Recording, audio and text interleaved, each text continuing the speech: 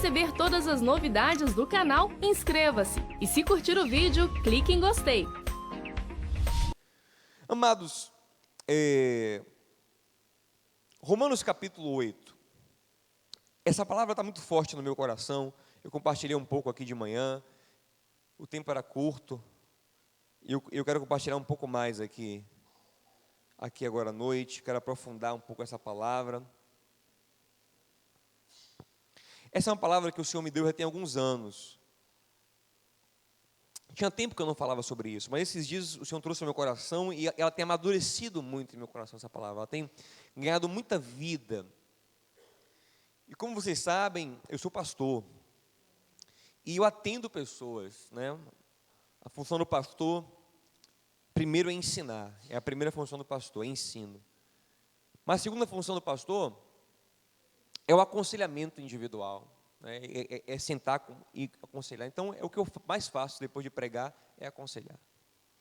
E eu percebo cada dia mais como é importante que o cristão entenda isso aqui.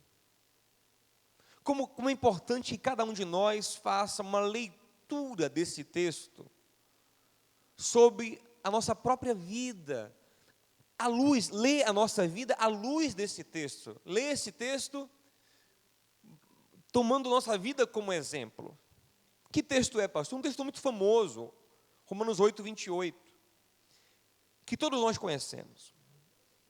Mas nós vamos ficar apenas no versículo 28. Nós vamos ir nos 2 versículos que completam esse texto, os quais muitas vezes são esquecidos nas prédicas sobre esse texto, mas que hoje nós vamos também usá-los para compreender melhor o texto. Romanos 8, 28, o apóstolo Paulo diz assim: e sabemos, observe que ele fala e sabemos, como quem diz, nós temos experiência com isso. Eu vivencio isso. Vocês, romanos, também têm visto isso. Isso não é uma teoria, não é uma coisa que eu acho. Coisa que nós sabemos. Nós sabemos disso. Nós sabemos, é um fato. Nós sabemos disso. O que nós sabemos, apóstolo Paulo? Sabemos que todas as coisas, não são algumas, são todas as coisas, contribuem juntamente para o bem daqueles que amam a Deus, daqueles que são chamados por seu decreto. Tem versão que fala pelo seu propósito, mas eu gosto mais dessa, pelo seu decreto. Sabemos que todas as coisas contribuem juntamente para o bem daqueles que amam a Deus. Observe a expressão contribuem juntamente. Significa que as coisas contribuem juntas. Significa que as coisas talvez não façam sentido isoladas, mas numa conjuntura elas farão sentido, e farão sentido para o bem. O bem de quem? De uma pessoa que tem 2 características: que ama a Deus. E ela ama a Deus porque ela tem primeiro uma outra característica: ela foi chamada por Deus por um decreto. Deus o escolheu. Um decreto, uma ordem divina: vem para mim. Não foste vós que me escolheste, mas eu escolhi a vós. Ninguém vem a mim se o Pai não trouxer. Ninguém vem ao Pai a não ser por mim, mas ninguém vem a mim se o Pai não trouxer. Então, a pessoa que ama a Deus e que foi escolhida por Deus, as coisas cooperam juntas para o bem dela. Não é que tudo que acontece na vida dela é bom, entenda. Mas é que as coisas acabam resultando em bem, porque Deus age assim. Tem uma versão mais moderna, eu não sei quem tem ela aí, se não me engano na NVI, que diz assim: Deus age em todas as coisas para o bem daqueles que o amam. Quem tem essa versão? Alguns têm. Deus age ainda nas coisas ruins, ainda nas coisas dolorosas, ainda nas coisas que geram mal, que são originadas de males e que geram males e frustrações e machucados e dissensões. Deus pode agir para resultar um bem para aqueles que amam. Mas que tipo de bem é esse, pastor? O bem está aí no versículo 29 e 30.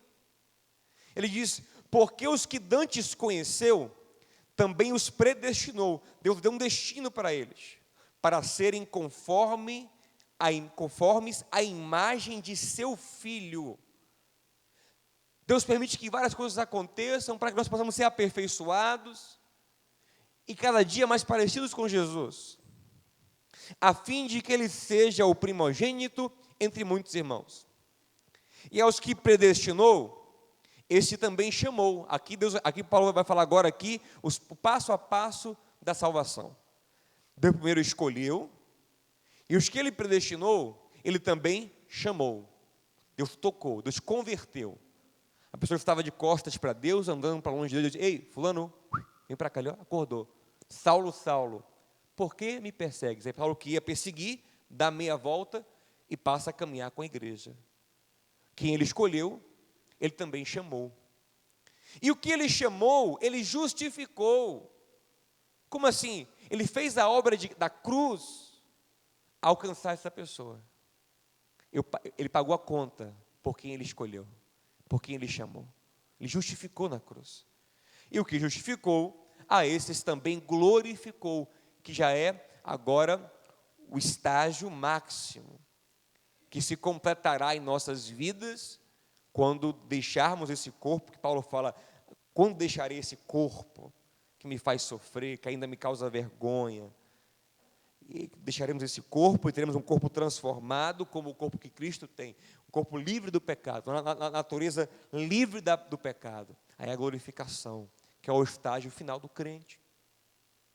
Mas até lá, todos os eventos na nossa vida serão usados por Deus para esse fim maior, para que os propósitos eternos, perfeitos, bons, perfeitos e agradáveis, se manifestem, se realizem, se materializem em nossas vidas.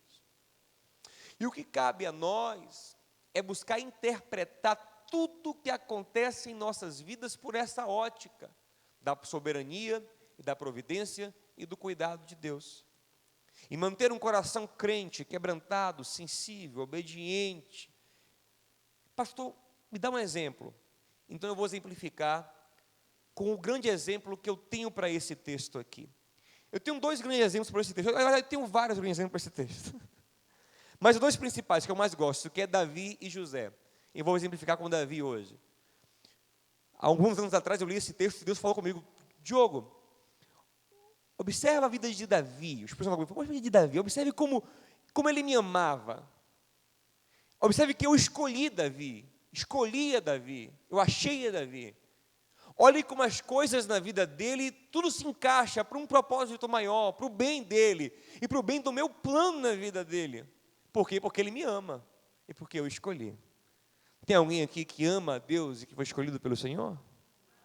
Então tudo vai cooperar para o seu bem.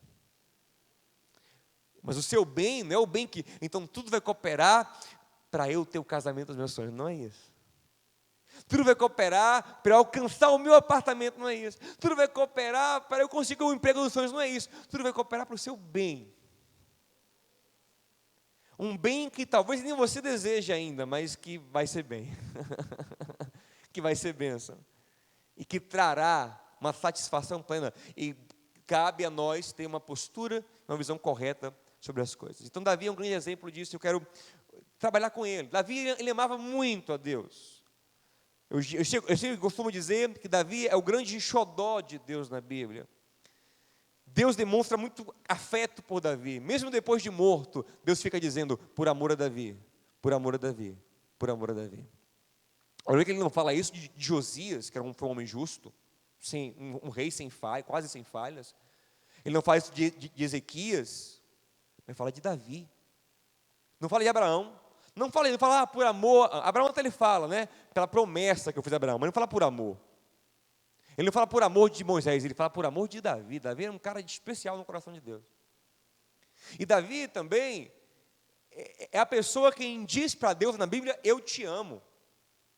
Ele quebra paradigmas. Sabe que às vezes, por exemplo, até um tempo atrás não era comum um homem falar para o outro: eu te amo. Hoje é mais comum. E nós crentes fomos pioneiros nisso. Hoje até no mundo eu vejo pessoas falarem, né? Até outro dia, se um amigo fala: eu te amo, era uma coisa meio gay. né? E a não ser quando alguém bebia, né? Aí bebia, oh, eu te amo muito, brother. Né? Tem essas coisas aí, né? Mas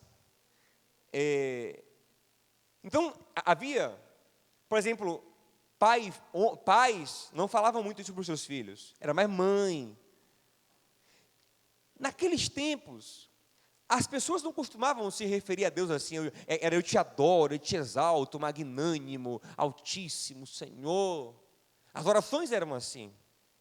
Mas Davi, ele quebra, ele fala no Salmo 18, é o único lugar em todo o Antigo Testamento que tem essa frase, eu te amo. Ele fala para o Senhor, eu te amo, Senhor, força minha.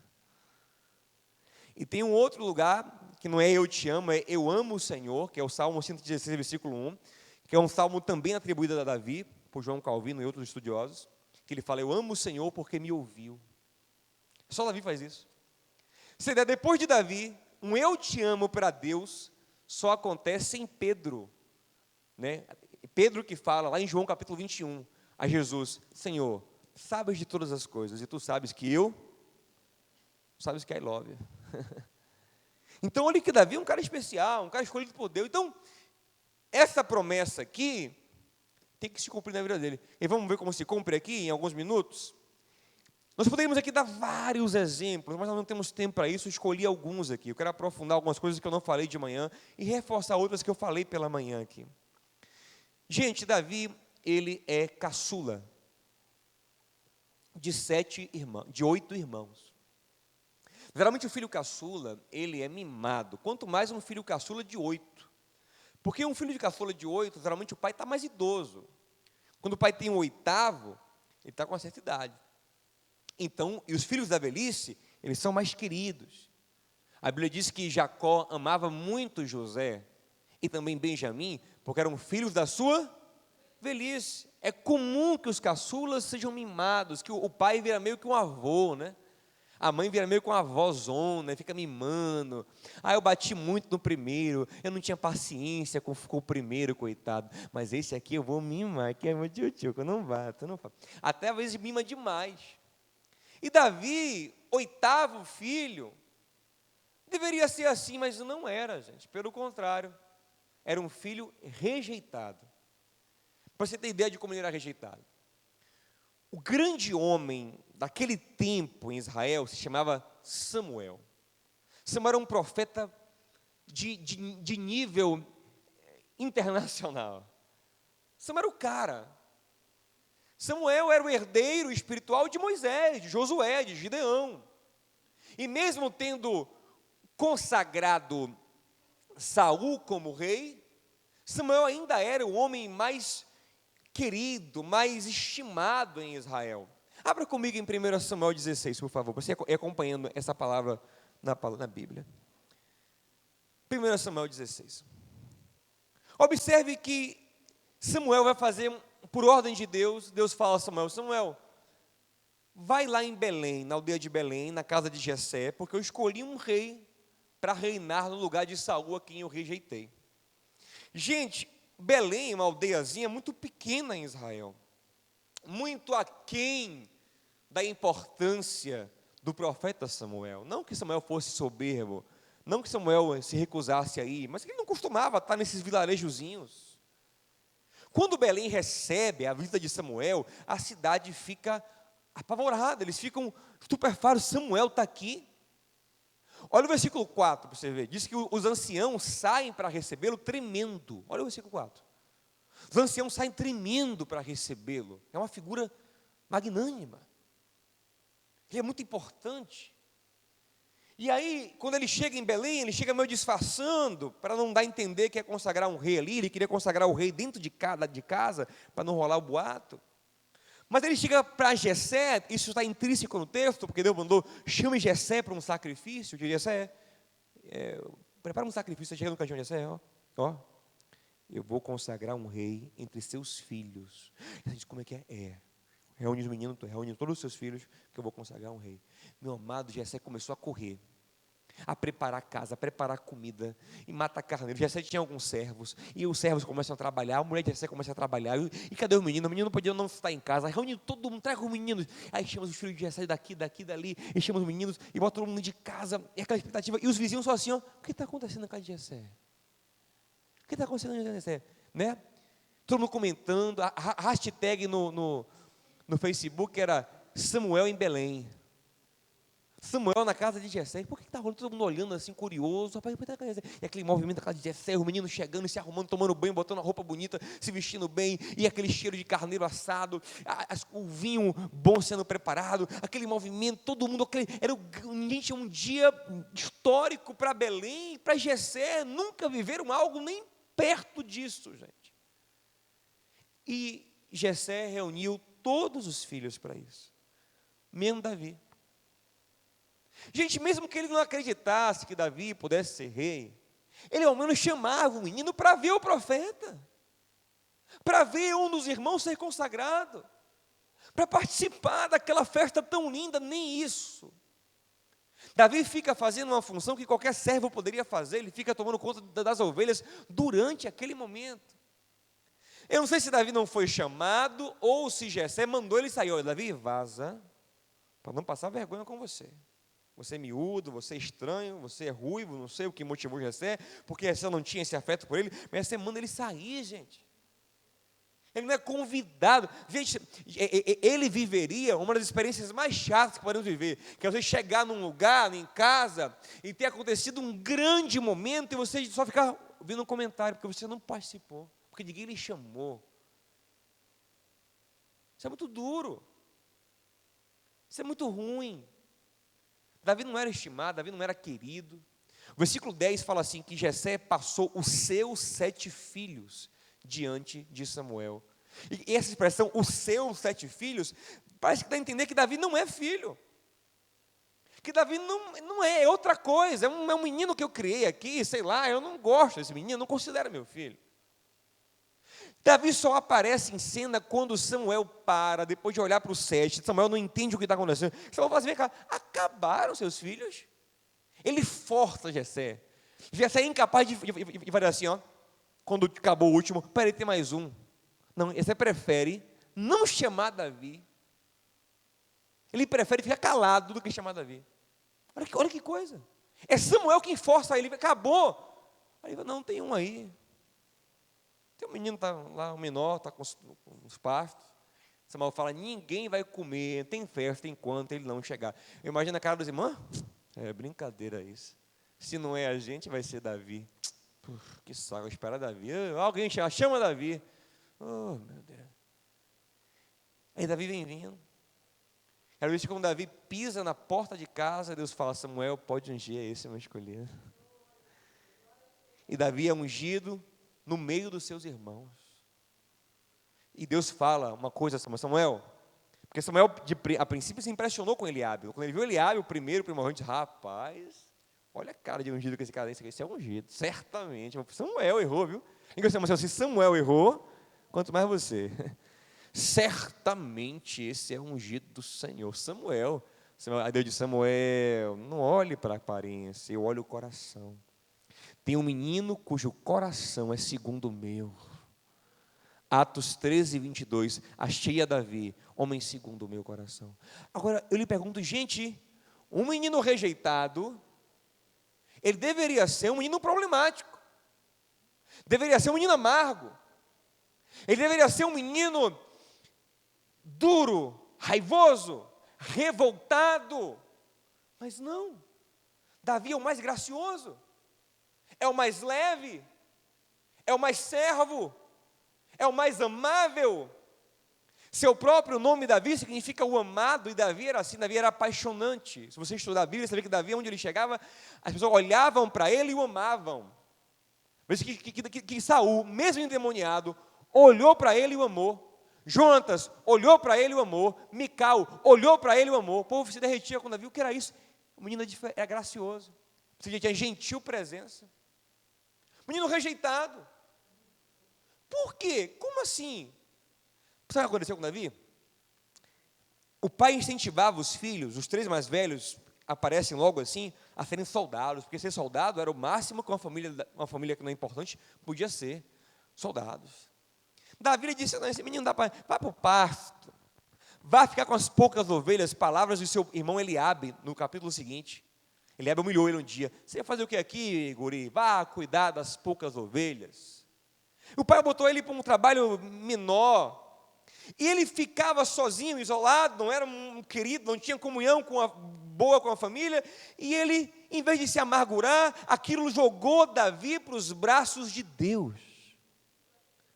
Davi não aprendeu a usar a espada, ele não sabe usar a espada ainda, tanto que você vai ver em 1 Samuel 17, que Saul dá a armadura, ele fala, não sei usar isso, eu vou de funda, eu vou de cavalo de pastor, porque eu não sei usar a espada. Mas aprende a tocar harpa, e ele fica tocando harpa para Deus. E ele fica se apegando ao Senhor. A rejeição familiar, os problemas familiares, as dores, as mágoas, em vez de amargurarem Davi, fazem ele ficar mais crente, mais amigo de Deus. E no pasto ali, Deus adota Davi. Davi não tem muita referência de pai, mas ele sabe o que é ser um bom pastor. Ele é um bom pastor, ele cuida bem das ovelhas, e ele compõe o mais famoso dos salmos: o Senhor é o meu pastor, nada me faltará. Ele não fala o Senhor é meu pai, ele fala meu pastor, porque eu sei o que é ser um bom pastor. No Salmo 27, versículo 10, Davi fala assim, quando meu pai e minha mãe me abandonarem, o Senhor me acolherá. Observe que ele não fala se, ele fala quando. Ele tem certeza que chegaria um dia que seu pai e sua mãe lhe virariam as costas, mas ele fala, eu já tenho um amigo que me ama mais do que papai e mamãe.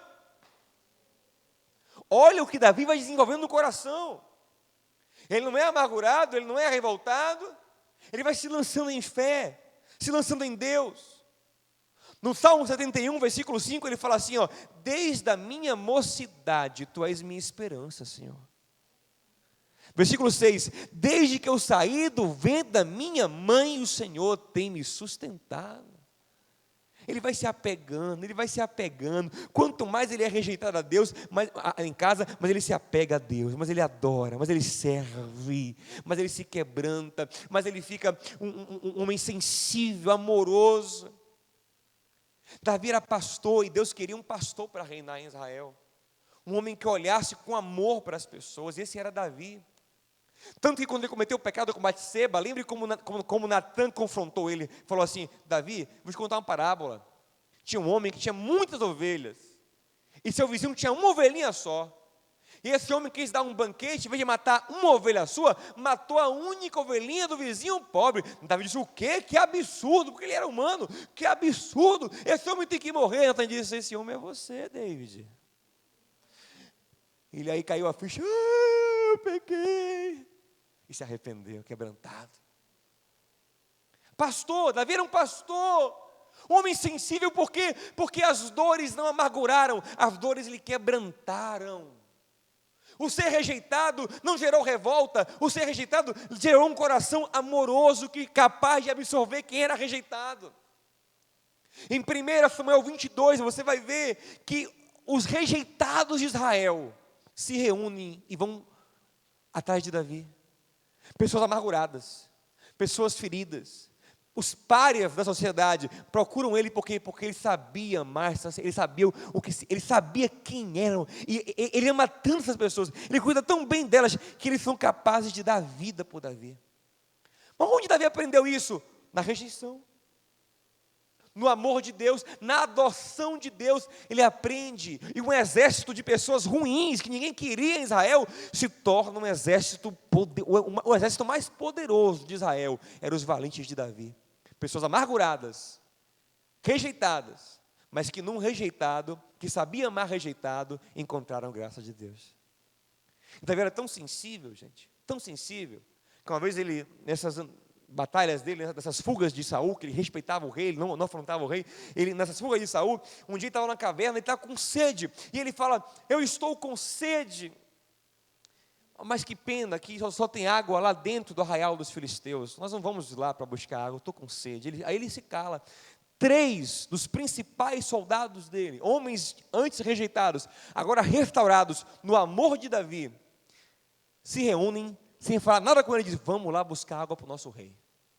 E eles entram no meio da rara, os filisteus disfarçados, vão escondidos, pegam água para Davi e trazem, orgulhosos. Aí diz: rei, água. Ué, onde vocês pegaram essa água? Eles, achando que tinham feito algo muito bom, pegamos lá, no arraial dos filisteus. Vocês são malucos? Vocês arriscaram a vida para me dar água? A minha sede não vale a sua vida de vocês. Essa água podia ser o sangue de vocês. Longe de mim beber o sangue de vocês. Ele derrama a água. O sangue pertence a Deus. Olha a sensibilidade desse homem. Se fosse talvez um menino mimado em casa, um menino que recebe mimasse, que não tivesse a rejeição, sabe o que faria? Um copo só. Só trazia um copo para o seu rei. Mas não era. É um homem que as dores formou num caráter segundo Cristo. A Bíblia diz que Jesus foi um homem de dores, um homem formado, que aprendeu nas dores também, cujas dores moldaram o Cristo que nós amamos. Ele não poderia vir como um príncipe mimado, porque o que ele viveu, a humilhação, a dor, o sofrimento, a família pobre da qual ele veio, forjaram o seu caráter amoroso, perdoador, compreensivo. Você entende isso? Pastor, o que você quer dizer com tudo isso? Eu quero dizer, meu amado, que a rejeição de Davi na sua família foi fundamental para que Deus fizesse a obra que fez na vida dele. Se Davi não fosse rejeitado em casa, ele não teria o coração que tinha, e Deus não teria o chamado para ser o que foi. E Deus não seria tão apaixonado por Davi como foi. Pastor, mas o que isso quer dizer para mim? Eu quero dizer para você, que eu sei que você também tem dramas familiares, como eu tive, e eu ainda tenho alguns. Nós temos mágoas, feridas do passado, rejeições, pais ausentes, mães ausentes, pais abusadores, irmãos que não nos amam, pessoas que nos humilham, casamentos que não deram certo, feridas que pacificaram, e às vezes a gente olha para tudo isso com um olhar de revolta, como se fosse uma coisa muito sem sentido o que aconteceu, muito ruim, mas eu quero dizer o seguinte: tudo isso no Senhor coopera para o bem. Coopera para formar em você alguém sensível, alguém apegado a Deus, alguém quebrantado, alguém crente. Você tem que usar tudo isso como combustível para amar ainda mais a Deus, para glorificar a Ele, para entender o amor dEle, que te ama ainda quando o pai não, ainda quando a mãe não, ainda quando o irmão não. Eu sei os dramas que eu vivi, que eu passei. Eu tive alguns dramas bem sérios na minha paternidade, bem complicados. Mas eu tenho ciência absoluta de que foram fundamentais para que eu me apegasse mais ao Senhor. Só que quando você não compreende isso, você fica amargurado, fica revoltado demais. Eu vivi isso. Que injustiça, logo eu. Não, meu amado, você foi escolhido por Deus para viver algumas coisas, para que em você se revele algo excelente através da dor. Paulo diz em Romanos 5 que nós nos gloriamos na tribulação, porque a tribulação, ela gera uma paciência diferente, uma paciência no que Deus está fazendo, e essa paciência nos dá experiências com Deus. E essa experiência com Deus faz com que a gente prove o amor de Deus derramado em nosso coração pelo Espírito Santo. E quando esse amor é derramado, não ficamos confundidos, sabemos quem somos. Davi, ele sabia quem era, ele confiava em Deus, ele era alegre, ele compunha salmos, ele cantava para o Senhor, ele era um menino cheio de graça. Por quê? Porque ele entendeu o Deus que o amava mais do que o pai, mais do que a mãe, mais do que os irmãos, e se apegou a esse Deus. Ele não ficou mendigando: papai me ama, mamãe me ama, meu pai não me ama, eu vou usar droga. Eu vou me revoltar porque minha mãe não me ama, ninguém me entende, ninguém me ajuda. Não. Você entende? Sabe quem recebe amor? Eliabe. O que Eliabe virou? Tu viu que o amor de pai e mãe é ruim? Não é bom. Mas na vida de Davi, que era escolhido, essa rejeição gerou algo bom. Eliabe virou o quê? Um cara sem noção, um cara invejoso, amargo. Eliabe, mais velho, o orgulho de Jessé. Davi não. A rejeição virou um menino quebrantado, humilde, servo, amoroso e apegado a Deus. Toca no seu irmão, diga ele assim: usa tudo como combustível para aprofundar sua vida com Deus. Deus pega as coisas loucas para confundir as sábias, as coisas rejeitadas que não são desprezíveis, para Ele trabalhar, para Ele mostrar a glória dEle. O menino do pasto. Você entende isso? Está entendendo? Eu vou continuar um pouquinho nesse ponto aqui. Se der tempo eu passo para outro. Se não der, a gente vai ficar nele. Acho que lá tem um tempinho ainda. Olha para cá. Eu vou... Observe José. José era um menino mimado. Zezinho era mimado. Zezinho tinha 17 anos e não trabalhava. O que não é comum para a época, para a cultura. Ele ficava em casa. Papai só deixava ele ir dar recado e voltar. Os irmãos trabalhando e Zezinho só fofocando. Papai, Rubem fez isso. Papai, Simeão fez isso. Papai, Judá fez isso. O pai dá uma roupinha bonita para ele, ele fica todo... ninguém tem aquela roupa de marca. Todo mundo usa a roupa da C&A. Mas Zezinho usa Brooksfield. Né? Zezinho usa a roupa, né, da Lacoste. Zezinho é mimadinho, todo quietinho. Quando tem um perigo, Êxodo 33, a Bíblia diz que Jacó pega Zezinho e bota lá atrás. Última coisa que ele quer que Esaú toque. Gênesis 33, que Esaú toque. Aí o que Deus faz? Deus permite que os irmãos peguem Zezinho e joguem num poço e vendam como escravo. Eu falo mais sobre isso numa mensagem que está no YouTube também, que é: você precisa ser plantado. O que acontece com o Zezinho? Ele fica lá no Egito: eu vou ficar aqui em depressão. Que maldade. Come, Zezinho, trabalha, Zezinho. Não! O que fizeram comigo foi um absurdo.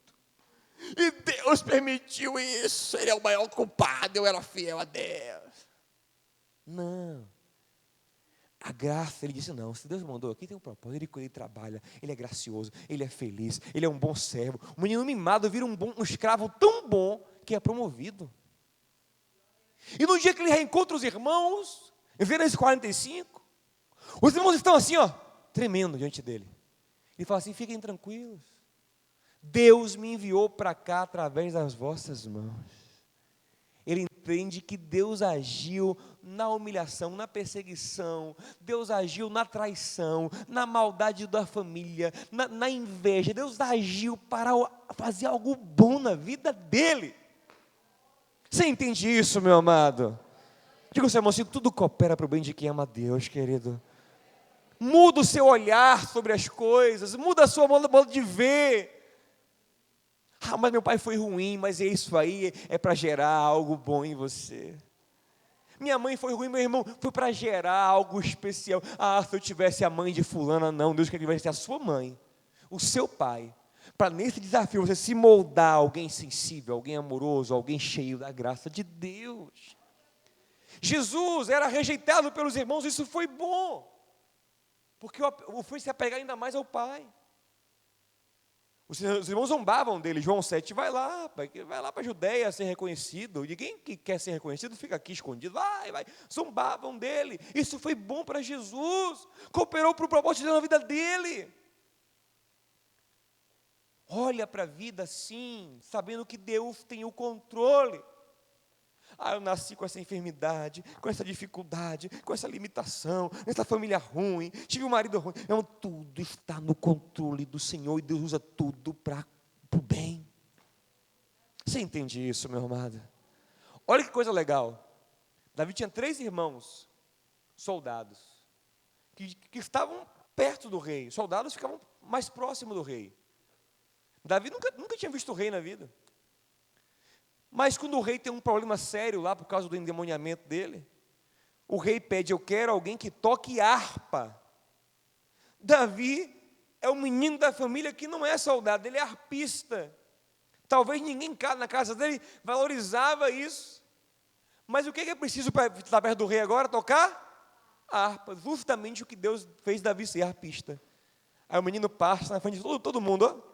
Imagina a cena. Eliabe, Abinadab, vindo Davi com a harpinha indo para a sala do trono do rei. Eliabe, vai para onde, moleque? Eu vou tocar para o rei. Oxe. Valeu.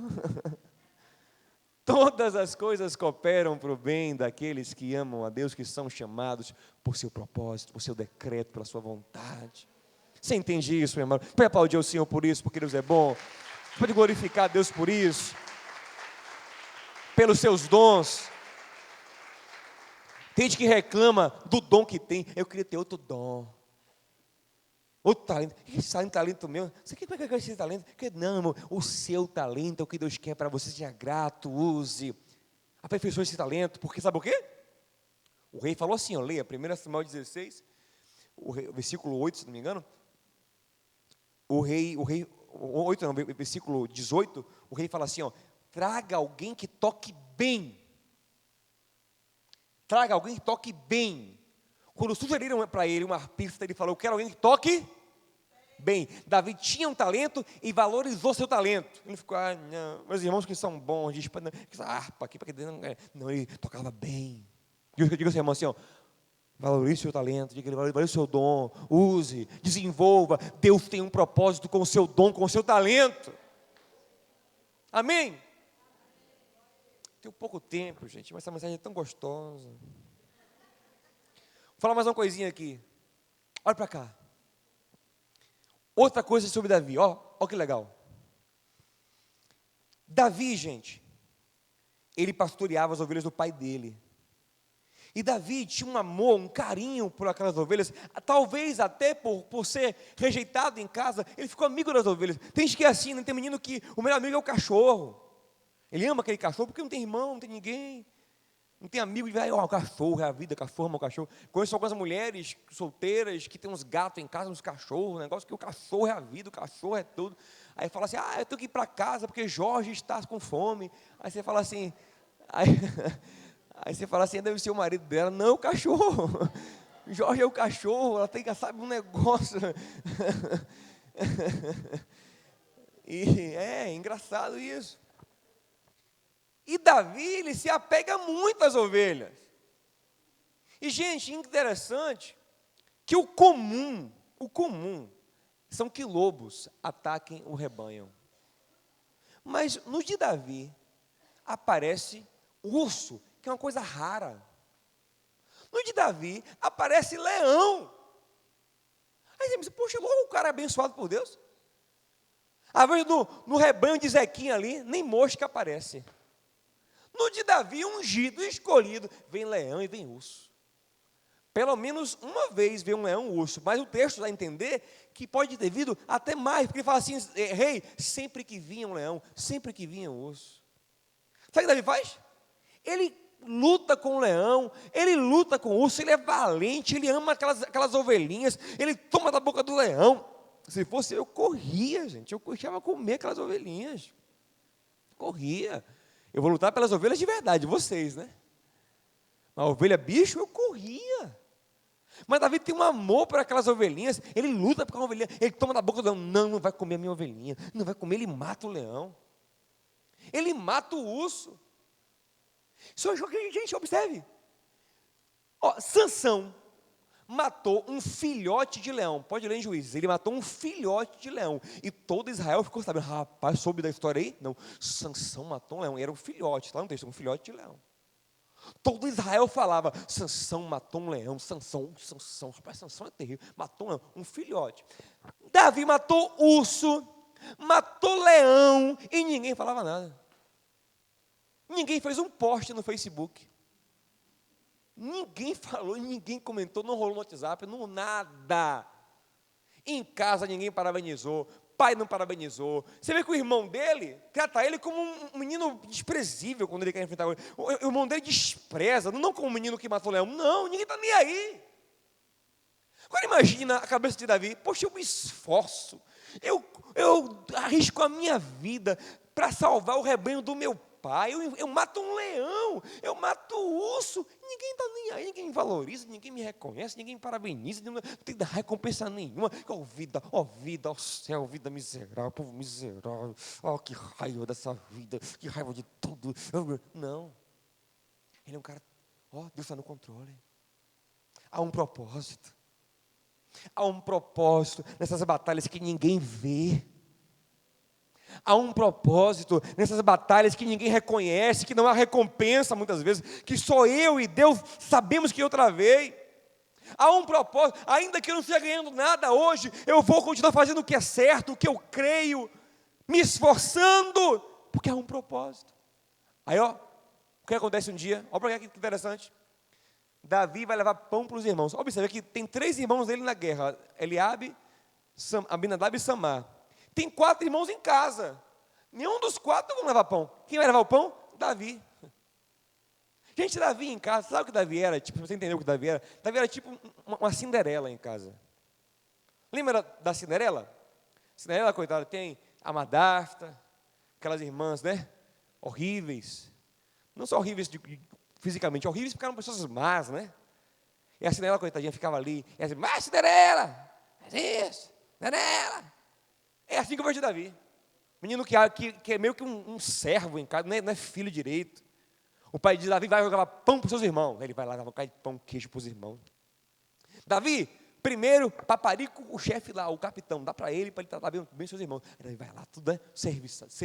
É um menino alegre, menino animado, cheio de Deus.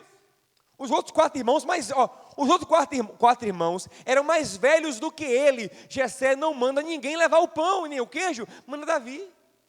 É um Cinderelo, Davi. Lá vai Davi levar para as filhas da Madastra, né? Da bruxa, da mulher má, bruxa, né? Que é a Cinderela. Aí vai levar. É bruxa a mulher, sei lá, Madastra. Aí ele vai levar lá o pão. Aí ele chega lá, gente. Aí ele vê lá o exército de Israel assim, todo mundo recuado, e um gigante gritando. E de repente ele chegou bem na hora, que Golias, todo dia, numa certa hora, saía e ficava gritando, e xingando Israel. Não tem homem não, não tem homem aí não tem um homem aí. Não tem um homem para me enfrentar. Tá aí. E todo mundo com medo. Aí Davi chegou e disse, oxi. Davi era baiano, né? Falou, oxi. Ô gente, que negócio é esse aí, pai? Esse cara não é crente não, gente. Vocês são crentes? Quem é esse incircunciso, esse demoniado aí, para ser maluco? Vocês são crentes. Vocês são um exército do Deus vivo. Ninguém vai enfrentar esse homem, não.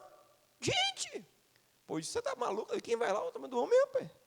Ele não é crente, mas ele é forte. Rapaz. Onde não vai, não. Você é doido. Eu não vou, não, velho. Davi disse, rapaz, é brincadeira, ninguém vai, não deve. Não. Davi disse, esse cara ele é tão forte que o rei disse que quem matar esse cara vai casar com a filha dele. O rei vai dar muito dinheiro, muito ouro para esse cara, que ele vai ficar rico e não vai pagar imposto. Ele disse, como é que é o negócio? Como é que é esse negócio aí? Quando ele está assim, se interessando pelo negócio, aí Eliabe entra na história, está no capítulo seguinte aí, 17, quem está com a Bíblia aberta. Eliabe entra na história e fala assim, você veio fazer o que aqui, menino?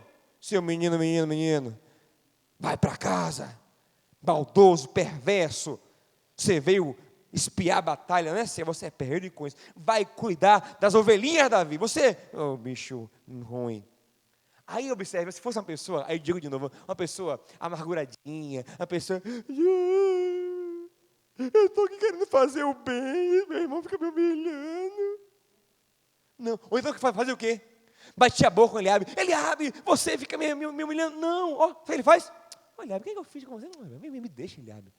E pergunta a outra pessoa, vem cá, é verdade mesmo? O que é que vai ganhar mesmo que matar o gigante? Observe, ele é um cara totalmente ligado no que Deus está fazendo. Sem mágoa, sem amarra, sem perda de tempo, com briguinha, com discussãozinha, porque o irmão humilhou, porque não sei. Ele não tem isso. Aí quando ele está nesse negócio de que eu vou, rapaz, interessado, alguém diz, o rei tem um menino interessado aí, tem um jovem aí que chegou aí, está interessado em mim. O rei disse, traga para eu ver. O texto fala que quando Davi vem entrando na presença do rei, o rei diz, vai nada. É a primeira coisa que o rei fala, não vai não. O quê? Esse menino aí? Não vai de jeito nenhum. Você é um menino, um moleque, você quer enfrentar o gigante? Sou eu mesmo, sim, senhor. Não turbe o vosso coração, não, ninguém fique preocupado, eu vou enfrentar o gigante. Você vai enfrentar o quê, menino? Vai nada, o cara é gigante, é forte, poderoso, desde novo, guerreiro. Você é um menino, rapaz, vai enfrentar esse... Brincadeira, como é que manda um menino desse aqui? Aí Saul continua perturbado. Aí o rei fala assim, Davi fala assim, rei, deixa eu falar uma coisa com o senhor. Eu estou parafraseando Davi, mas eu imagino que você, rei, tem uma coisa que agora encaixou na minha cabeça. Agora eu entendi, rei. Eu entendi algo que Deus fez na minha vida. Rei, eu vou lhe falar uma coisa, rei.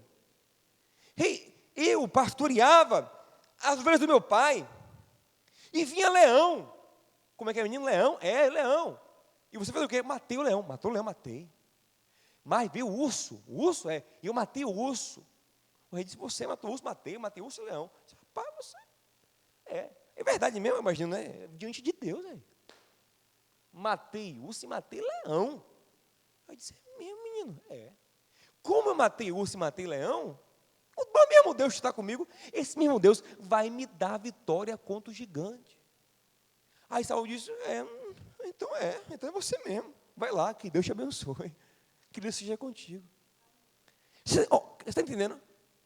Tudo que Davi viveu nos bastidores, leão, urso, era apenas uma preparação de Deus, era um currículo para um grande dia, que teria recompensa, que teria honra, que teria promoção, onde o propósito de Deus se revelaria na vida dele. Você entende isso? Ou seja, aplicando para você, não há batalha sem sentido na sua vida. Não há luta, não há experiência que Deus não aproveite para te preparar para algo maior lá na frente. Para que o propósito dele se cumpra. Agora, se Davi corresse do leão e corresse do urso, como ele convenceria Saul de que poderia enfrentar o gigante? Saul nunca deixaria. Porque naquela batalha, se Davi perde aquela batalha, Saul perdia também. Era agora a batalha do filme Troia, lembra? Aquiles contra o cara lá. Quem perde a batalha, 1 contra 1. O outro rei não perde. O primeiro que perde a cabeça é o rei. Saul nunca deixaria Davi. Saul deixou Davi ir por causa do currículo dele. Pergunta, irmão, qual é teu currículo? Se tem batalha, se tem luta, se tem desafio, se tem vencido, você é um murmurador que fica, não, é um absurdo isso, eu não, matar leão, quem vai me dar conta para matar esse leão aí? Aonde? Não tem ninguém nem curtido no Facebook, não vou não. Davi, em segredo, sem ninguém ver, batalhava, se preparava, e tudo cooperou para o propósito de Deus na vida. Nada é à toa na sua vida, irmão. Enfrente as lutas, cabeça erguida, crente, faça a vontade de Deus, seja santo em secreto também, vença o pecado em secreto, vença o diabo em secreto. Mas ninguém está vendo, mas Deus está vendo. Deus está vendo. Santidade não é uma decoração para outros verem, não. Santidade é a sua relação com Deus. Seja santo. Vença, mate urso, mate leão, ninguém está aplaudindo, mas vai chegar numa hora que só você vai poder matar aquele gigante específico, porque você foi a pessoa preparada por Deus para aquele desafio. Diga ao seu irmão assim, deixa eu pregar, diga ao seu irmão assim, há um desafio que é para o teu currículo, mas você precisa ter um currículo. Você não pode queimar as etapas. Você tem que enfrentar, você tem que lutar, você tem que vencer, ainda que não tenha, tudo cooperará para o teu bem lá na frente. Cada lágrima derramada, cada luta, cada esforço, cada batalha vencida, coisas que ninguém sabe, que ninguém nunca viu, que ninguém aplaudiu, mas Deus sabe. Você está entendendo isso? Deus está falando com alguém aqui nessa noite. É Deus te preparando, é Deus te moldando, é Deus te formando. Não fuja dos leões e dos ursos. Enfrente-os, vença batalhas particulares, individuais, dentro de casa, no casamento, vença, com seus filhos, vença, lute, persevere, mas está difícil, lute, persevere, no trabalho, você sozinho, mate o leão, mate o urso, e chegará um dia, chegará tempos, de propósitos maiores. Deus disse, olha o que Deus fala, aquele que ora em secreto, que jejua em secreto, oferta em secreto, para mim, ele vence ali para mim, chega uma hora que eu recompenso publicamente. O problema é que queremos ir para batalhas públicas, e aparecer, e fazer, e conquistar, e glorificar a Deus, com grandes projetos, só que a gente não tem nem currículo nenhum. Viemos de derrota, de fuga, covardia, fugindo de leão, fugindo do urso. Aí vem um gigante, eu vou enfrentar, ela vai enfrentar nada. Você entende isso? Tudo coopera para o bem daqueles que Deus tem um propósito na sua vida. Nada é sem sentido, cada lágrima, cada luta, cada dor que você já passou, que você viveu, que você venceu, tudo Deus vai usar amanhã. Deus vai usar amanhã.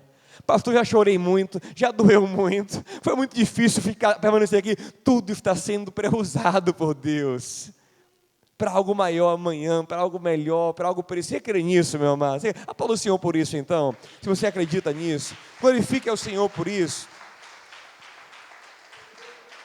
Meu tempo já acabou. Deixa eu falar só mais uma coisa então, só mais uma coisa, aí eu vou terminar, essa vai ser bem rápido. Davi matou o gigante e virou logo príncipe. Casou com a filha do rei. Do pasto, foi morar no palácio. Sentava na mesa do rei de Israel. Príncipe. Morava agora numa casa de rico. Ele era rico agora. Logo virou general do exército de Saul. Não o general principal, mas ele era mais efetivo do que o general principal. Ele era um líder do exército ali. Ele ganhava as batalhas. Era um cara estimado, honrado, príncipe. Só que você sabe que Saul estava endemoniado. E Saul, ele começa a perseguir Davi. De tal forma que chega um dia que Davi tem que fugir da sua própria casa de noite por um lençol pendurado. Aí o Cinderela já virou a história da Rapunzel, ele deu para o lençol. Verdade, a mulher dele ajudou ele e tal, ele fugiu, botou um boneco lá fez um boneco, botou assim na cama, cobriu com o lençol. E Davi fugiu escondido. E sabe onde ele foi? Ele estava no pasto, né? Para o palácio. Do palácio foi para a caverna. Pior que o pasto. Olha que retrocesso na vida. O cara está avançando, está crescendo, daqui a pouco vem um retrocesso. Caverna. Igual José. José está crescendo. Está no mercado de escravos. Comprado de Potifar. Gerente de Potifar. Cadeia. Né? Porque a árvore que dá fruto, o agricultor limpa, corta, limita, para dar mais frutos ainda. Retrocesso. Caverna, gente, caverna é muito ruim. Caverna é muito pior que o pasto. O pasto é um lugar ainda bom, caverna é um lugar escuro, úmido. Na caverna não tem comida, não tem nada na caverna, é muito ruim morar na caverna. Caverna de adulão. Vai para lá. Que retrocesso na vida. Pastor, isso é bom? Não é que é bom, gente, é mal. Davi é mal, Saul é mal, Saul está endemoniado, o mal está em Saul, mas Deus usará esse mal para o bem daquele que ele escolheu, daquele que o ama. Olha que coisa linda. Davi virou príncipe, mas Davi era rusgado com a família. Davi não tinha muita relação com a família dele. A família perseguiu, ele não tinha muita fé, não tinha muita aproximação com a família, era distante da sua família. E esse não é propósito de Deus para ninguém. Deus não queria fazer Davi crescer, brigadinho com a família, para dizer, está vendo aí, Eliabe, está vendo aí, eu cresci, você não, Deus não quer esconder. Gente, Deus não quer isso. Você que quer prosperar, quer crescer, para mostrar para o irmão, para a mãe, na cara do pai, do cunhado, Deus não está nesse negócio. Deus quer nos fazer crescer para ser bênção para a família. Mas pastor, você não conhece meu irmão, não conhece a minha mãe. Meu irmão é muito ruim, minha mãe é meu pai, meu cunhado. Meu Deus, quer que você seja uma bênção para ele. Os irmãos de Jesus perseguiam ele, mas Jesus os amou. Até Maria, tem hora que ela dá uma enrosgada. Jesus está pregando lá e diz, diga a Jesus que a mãe dele está aqui. Ele diz, não, minha mãe é quem faz a vontade do meu pai. Mas depois que ele faz, ele cuida da mãe, ele arruma um filho para substituir ele, João, na coisa. Filho, tua mãe, cuida dela para mim, João. Tiago, um dos irmãos dele, vira o apóstolo principal ali em Jerusalém, ele ganha mais autoridade do que Pedro, num certo momento. Ou seja, Jesus foi bênção para a sua casa também. 1 Timóteo 5,8 fala, quem não cuida dos seus, em especial da sua família, negou a fé e é pior do que o infiel. Pastor, por que você está dizendo isso? Olha que coisa linda. Davi, alguém leia para mim aí, por favor, 1 Samuel 22, versículo 1, leia aí, bem alto, alguém bem alto, com a voz bem potente, leia bem alto aí, 1 Samuel 22, 1, para a gente encerrar, leia aí.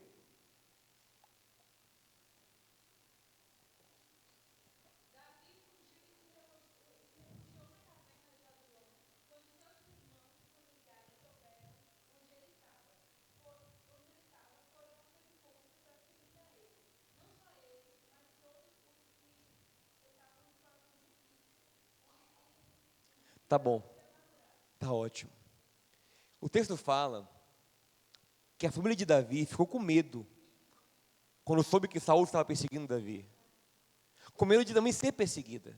A ideia é essa. E toda a família de Davi, os irmãos, Eliabe, que humilhou, Jessé, a mãe, todo mundo, foram para lá, largaram Belém e foram para a caverna de Adulão. Aí Davi disse, vem para cá, meu irmão. Caverna frio de noite, imagine. Aí está Eliabe lá com frio. Ele disse, vem cá, meu irmão, dá um abraço aqui, vamos esquentar aqui. Vem cá, vamos se unir aqui. Vamos ficar aqui juntinho, vamos. Aí foi restaurando. Daí pegou o pai e a mãe dele, Jessé e a esposa, versículo 3, foi no rei dos Moabitas e disse, por favor, porque o pai e a mãe ficaram na caverna e eram idosos, por favor, cuida dos meus pais para mim, porque Davi tem um sangue moabita também, lembre que Ruth, bisavó dele, é moabita, ele vai nos Moabitas, por favor, cuide dos meus pais, e Davi restaura essa relação, quando Davi voltar a ser rei, voltará com os irmãos ocupando cargos no reino dele.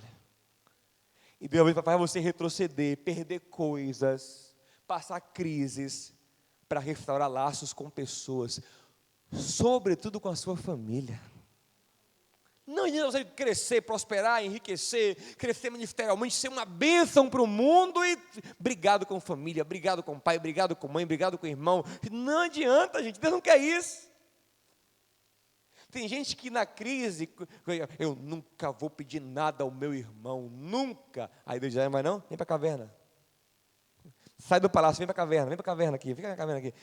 Aí, meu irmão, não queria lhe pedir não, mas vem para cá, vamos para a caverna. Eu não quero, eu vou mostrar minha mãe que eu não preciso dela. Aí Deus diz, vem para a caverna. Aí a caverna se une, um abraça o outro, pede perdão ao outro, um precisa do outro, um ajuda o outro e restaura tudo. Você entende isso, meu amado? Sabe que foi bom? Deus usou para o bem. Restaurou Davi com os irmãos. Qual é a graça de você ser rei com os irmãos com raiva de você, seu pai, né, você com mágoa? Não, Davi, José também. Que adianta ser rei? Sabe o que José dizia?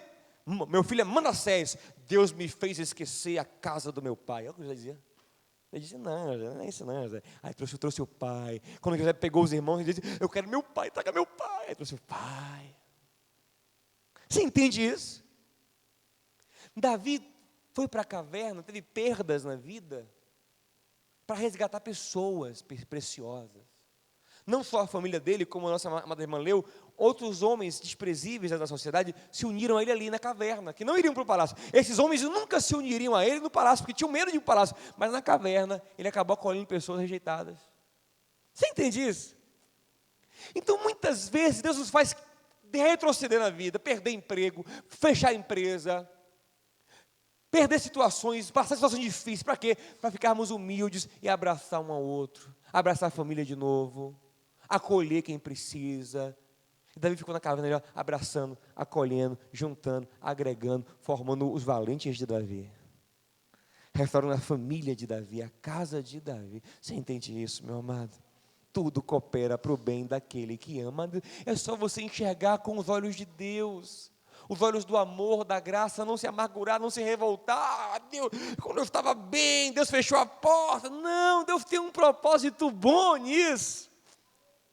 Senhor, o que tu queres com esse retrocesso na minha vida? O que tu queres me arrancando do palácio e me botando na caverna? É para restaurar o quê? É para perdoar quem? É para abraçar quem? É para consertar o quê? Você está entendendo?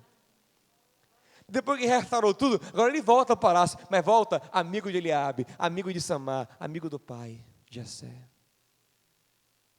Tudo coopera para o bem de quem ama a Deus. Vamos ficar em pé? Tudo coopera para o bem de quem Deus tem um propósito. Tudo coopera para o bem daquele que não permite que o diabo amargure o seu coração, porque sabe, como Paulo disse, que as dores e tribulações produzem experiências com Deus, e permite que os frutos do Espírito fluam, porque sabe que nada na sua vida foge do controle de Deus. Quando Davi está na caverna, ele chega para o rei de Moabe, e fala assim: rei de Moabe, cuida dos meus pais aqui, porque eu não sei o que Deus há de fazer comigo. Ou seja, ele entende que o ir para o palácio, o vir para a caverna, é Deus. É Deus guiando, é Deus abençoando, é Deus controlando. Não há amargura, não há revolta. Há um homem que entende que o Senhor está no controle da sua vida. De alguma forma, as coisas vão se juntar para o bem dele. Você entende isso, querida?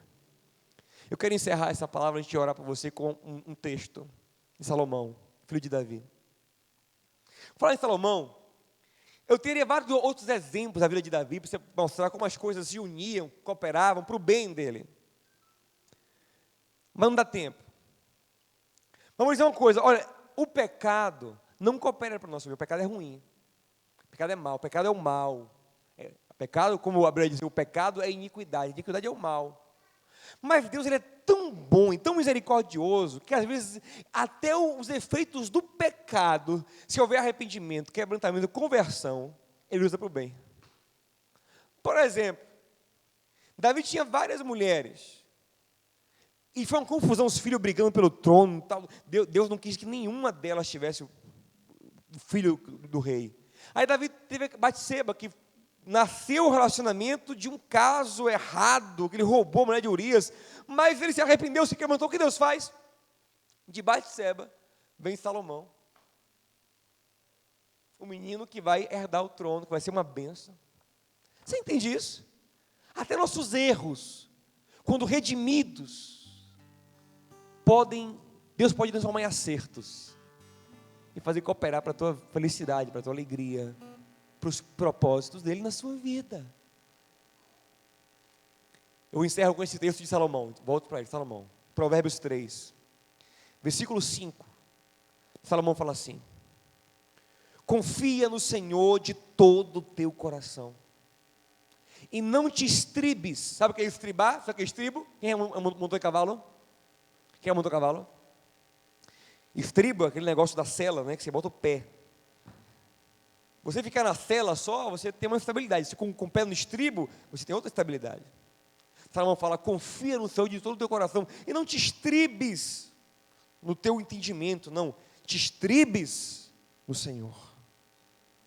Versículo 6 ele fala: reconhece o Senhor em todos os teus caminhos. Olha que coisa linda. Reconhece o Senhor em todos os teus caminhos, e Ele endireitará as tuas veredas. Ou seja, é viver assim, ó. O que Ele está fazendo? O que Deus está fazendo na minha vida aqui? O que Deus quer com isso? Qual é o propósito dele aqui? Eu não estou entendendo, mas eu confio nele. Eu sei que Ele está no controle. Mas está doendo, mas Deus está no controle, de alguma forma vai gerar bem para mim isso. Eu não entendo hoje, mas vou entender amanhã. E ainda que eu não entenda nunca, eu sei que Ele é bom. Não irei me amargurar. A carne não tomará conta da minha alma. Não me revoltarei. Não, serei uma bênção.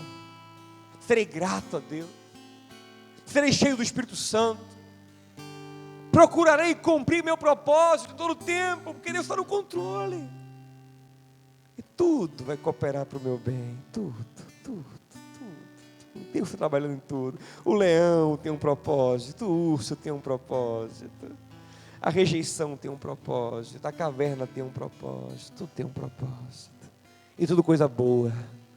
Tudo coisa boa. É Deus no controle. O deserto tem não murmura Israel, o deserto tem um propósito.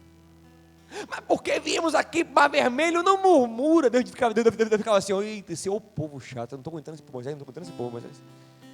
Ficam murmurando, não entendem nada que eu estou fazendo. Eles têm que confiar em mim. O Mar Vermelho tem um propósito. É para tirar o Egito do pé de vocês.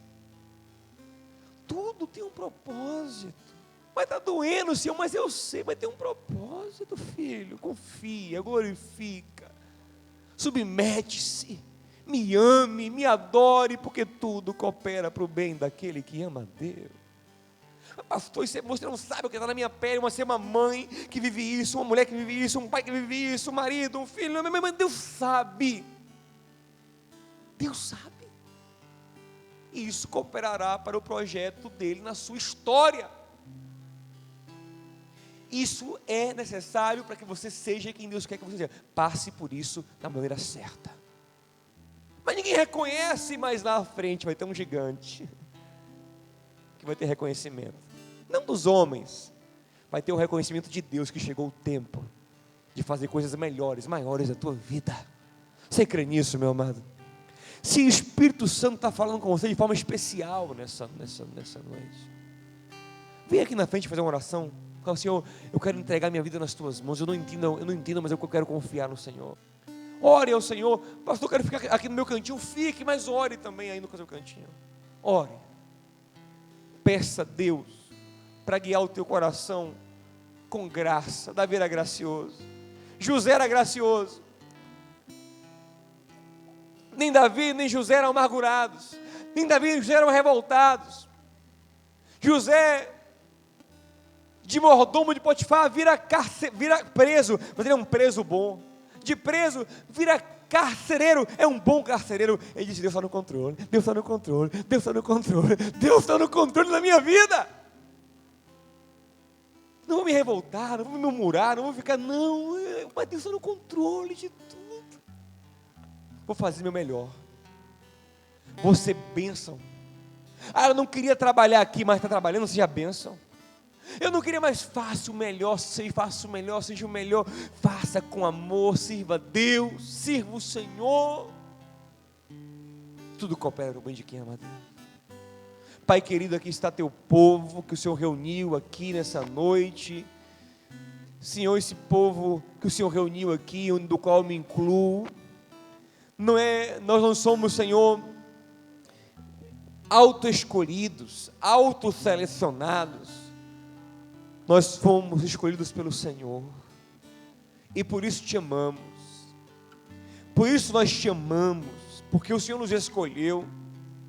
E nós cremos na tua palavra quando diz que tudo coopera para o bem de quem ama o Senhor, para que o teu propósito, para que Jesus Cristo seja gerado em nós, para que a imagem do teu Filho resplandeça, para que teus propósitos santos e eternos se manifestem, ainda que não compreendamos as dores, as lutas, os gigantes, os ursos, os leões, a rejeição, os retrocessos, as cavernas. Nos ensina a te adorar, nos ensina a se submeter ao Senhor, a fazer a tua vontade, a nos apegar ainda mais a ti. Livra-nos da amargura que nos priva da graça, segundo Hebreus 12. Livra-nos, Senhor, do diabo que coloca revolta, porque ele é revoltado, coloca revolta em nosso coração, Senhor.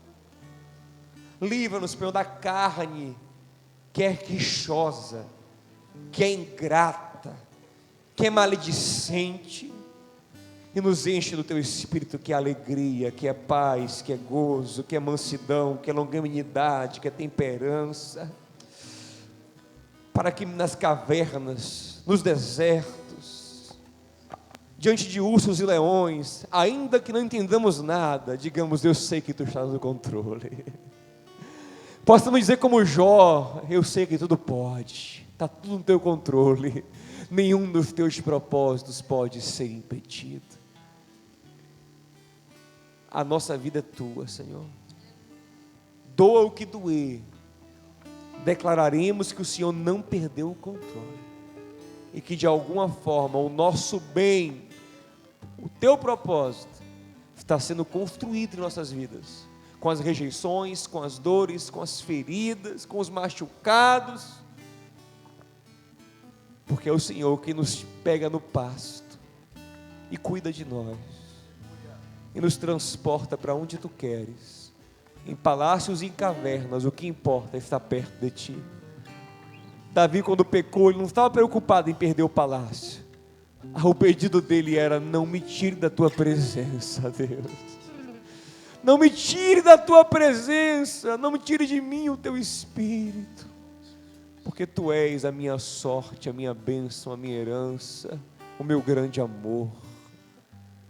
Confiamos em ti, papai. Diga isso a ele: confio em ti, papai. Eu confio no Senhor, sei que o Senhor está no controle, pai.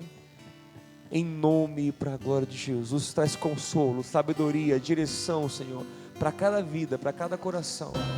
Em nome de Jesus. Alguém crê disso? Amém. Por todo lugar. Aqueles que amam